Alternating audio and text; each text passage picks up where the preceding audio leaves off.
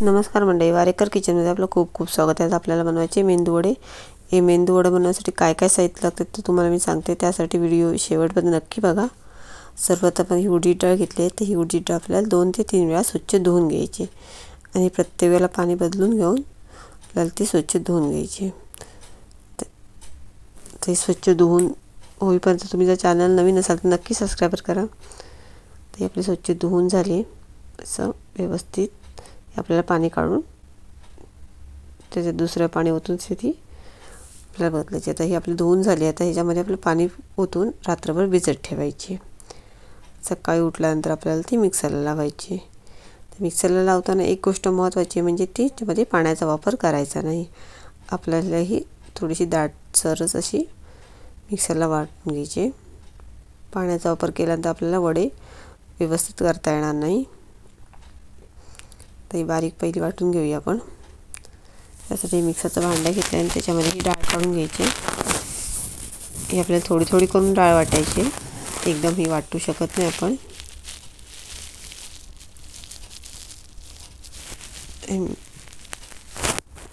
याआधी मी व्हिडिओ बनवले आहेत, मेंदू वड्याची नाही आहे पण डोशाची आहे, त्याची लिंक मी तुम्हाला देते, त्याही व्हिडिओ नक्की बघा तुम्ही।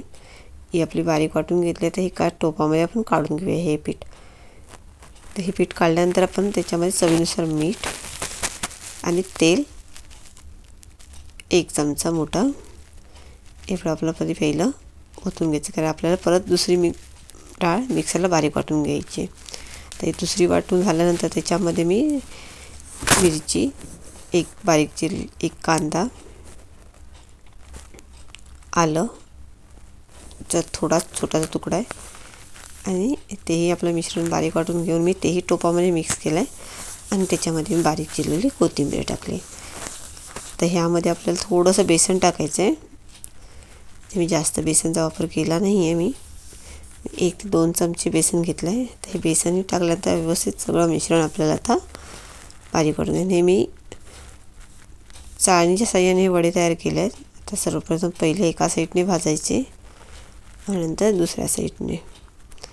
असं पीठ नक्की करा आणि केल्यानंतर मला नक्की सांगा की तुमचे वडे असेच आलेत की नाही ते कमेंट बॉक्समध्ये। हे आपले झालेत वडे तयार। व्हिडिओ आवडला तर लाईक करा, शेअर करा आणि कमेंट करायला विसरू नका।